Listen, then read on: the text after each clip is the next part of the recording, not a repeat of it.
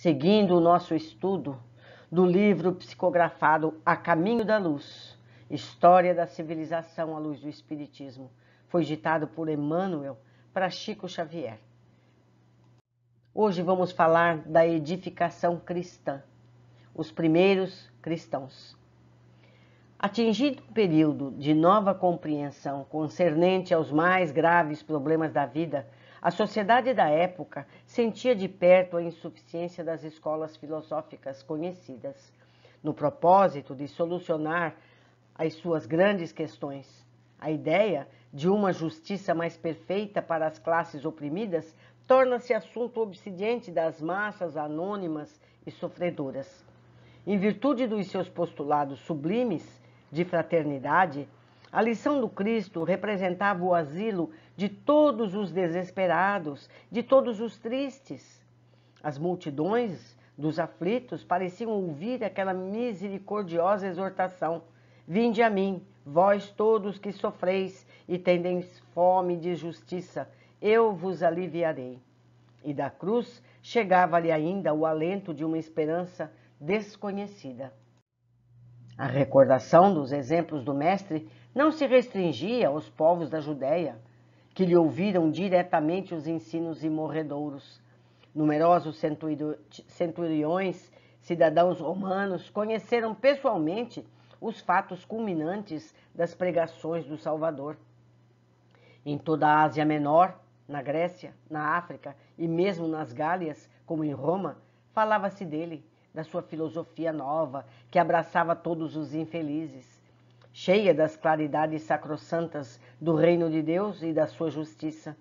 Sua doutrina de perdão e de amor trazia nova luz aos corações e os seus seguidores destacavam-se no ambiente corrupto do tempo pela pureza de costumes e por uma conduta retilínea e exemplar. A princípio, as autoridades do império não ligaram maior importância à doutrina nascente, mas os apóstolos ensinavam que, por Jesus Cristo, não mais poderia haver diferença entre os livres e os escravos, entre os patrícios e os plebeus, porque todos eram irmãos, filhos do mesmo Deus. O patriciado não podia ver com bons olhos semelhantes doutrinas. Os cristãos foram acusados de feiticeiros e heréticos, iniciando-se o martirológio com os primeiros éditos de proscrição. O Estado não permitia outras associações independentes, além daquelas consideradas como cooperativas funerárias, e aproveitando essa exceção, os seguidores do crucificado começaram os famosos movimentos das catacumbas. Vocês podem pesquisar a respeito. As reuniões eram feitas nas catacumbas, certo? Os cemitérios da época. Continuando, a propagação do cristianismo. Na Judéia, cresce, então, o número dos prosélitos da nova crença. O hino de esperanças da manjedoura e do Calvário espalha nas almas um suave e eterno perfume. É assim que os apóstolos, cuja tarefa o Cristo abençoara com a sua misericórdia, espalharam as claridades da Boa Nova por toda parte, repartindo o pão milagroso da fé com todos os famintos do coração.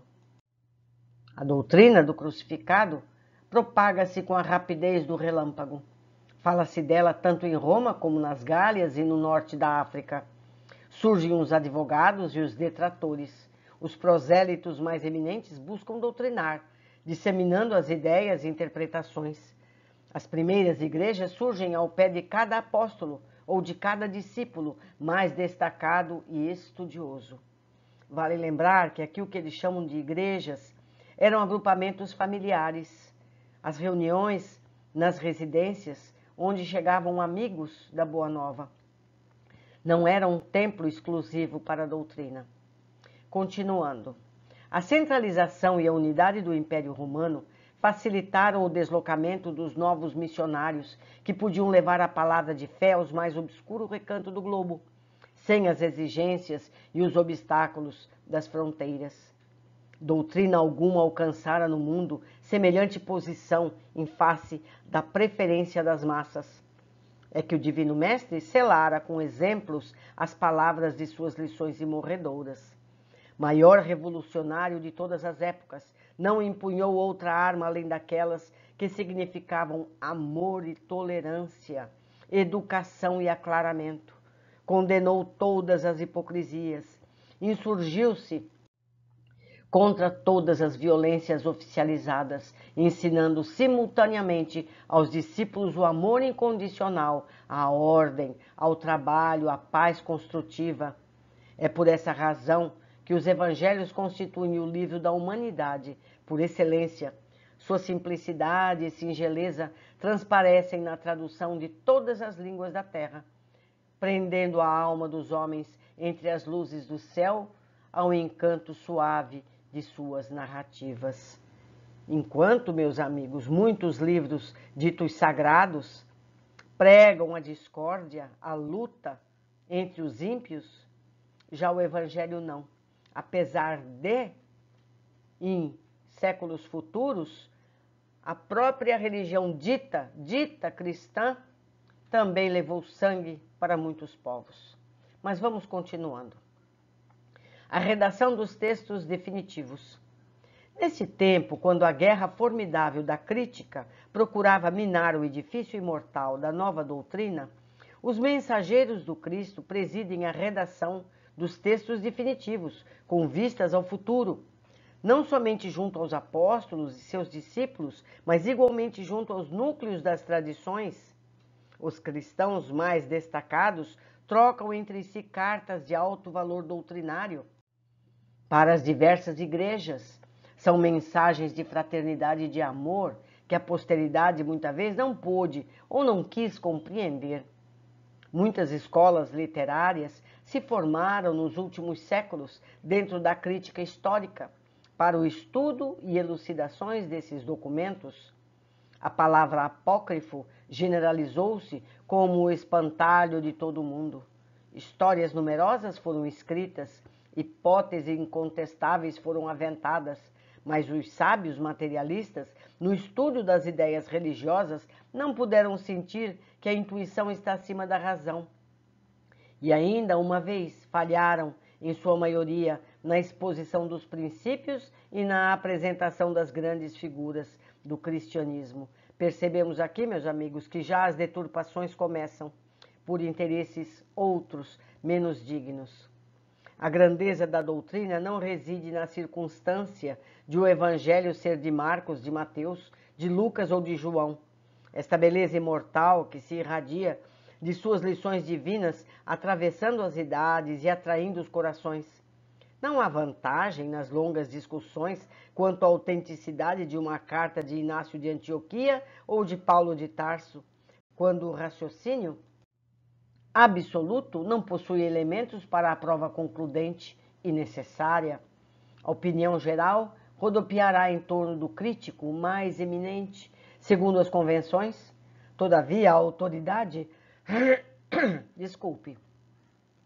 a autoridade literária não poderá apresentar a equação matemática do assunto.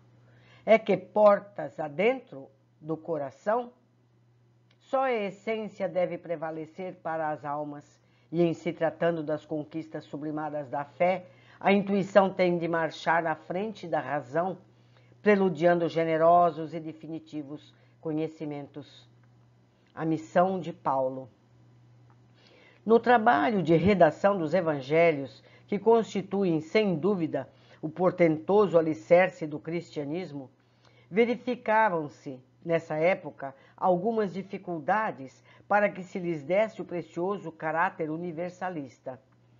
Todos os apóstolos do Mestre haviam saído do teatro humilde de seus gloriosos ensinamentos.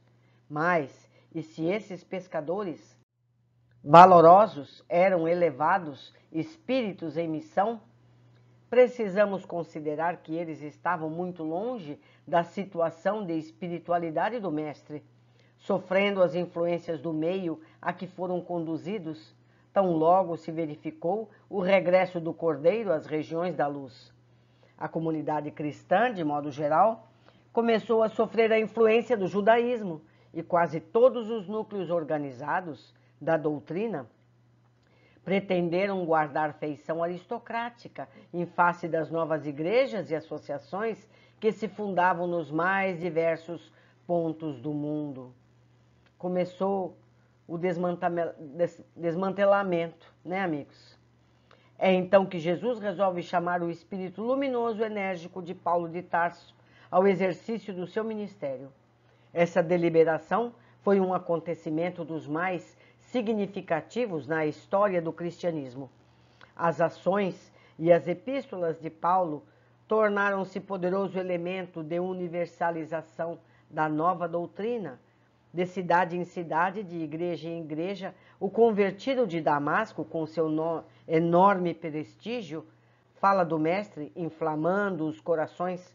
A princípio, estabelece-se entre eles e os demais apóstolos uma penosa situação de incompreensibilidade, mas a sua influência providencial teve por fim evitar uma aristocracia injustificável dentro da comunidade cristã dos seus tempos inesquecíveis de simplicidade e pureza.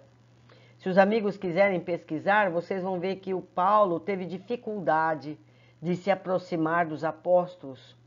E muitos deles defendiam que Paulo não conheceu Jesus e por isso não sabia. Só que Paulo pesquisou, trabalhou muito, além de ter tido contato direto com Jesus, não é mesmo? Continuando, o Apocalipse de João. Alguns anos antes de terminar o primeiro século, após o advento da nova doutrina, já as forças espirituais operam uma análise da situação amargurosa do mundo em face do porvir. Sob a égide de Jesus, estabelecem novas linhas de progresso para a civilização, assinalando os traços iniciais dos países europeus dos tempos modernos. Roma já não representa, então, para o plano invisível, senão um foco infeccioso que é preciso neutralizar ou remover. Todas as dádivas do alto haviam sido desprezadas pela cidade imperial, transformada num Vesúvio de paixões e de esgotamentos.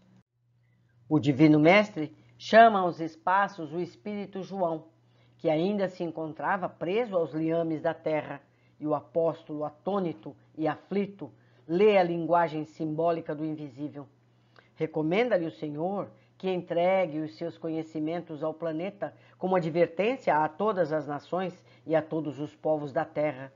E o velho apóstolo de Patmos transmite aos seus discípulos as advertências extraordinárias do Apocalipse. Todos os fatos posteriores à existência de João estão ali previstos. É verdade que frequentemente a descrição apostólica penetra o terreno mais obscuro. Vê-se que a sua expressão humana não pôde copiar fielmente a expressão divina nas suas visões de palpitante interesse para a história da humanidade. As guerras, as nações futuras, os tormentos por vindouros, o comercialismo, as lutas ideológicas da civilização ocidental estão ali pormenorizadamente entrevistos.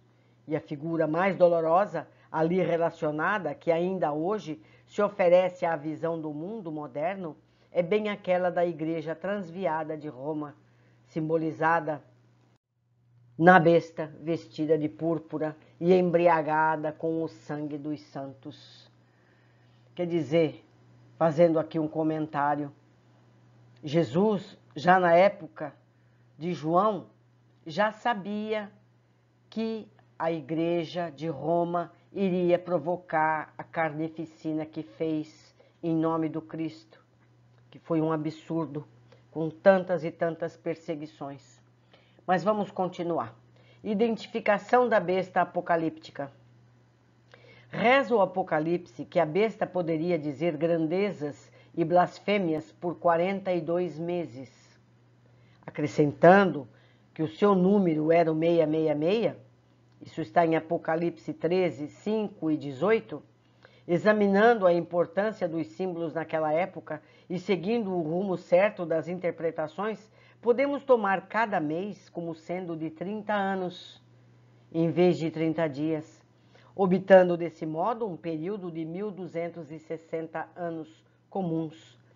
justamente o período compreendido entre 610 e 1870 da nossa era, quando o papado se consolidava após o surgimento com o imperador Focas em 607 e o decreto da infabilidade papal de Pio IX em 1870, que assinalou a decadência e a ausência de autoridade do Vaticano em face à evolução científica, filosófica e religiosa da humanidade.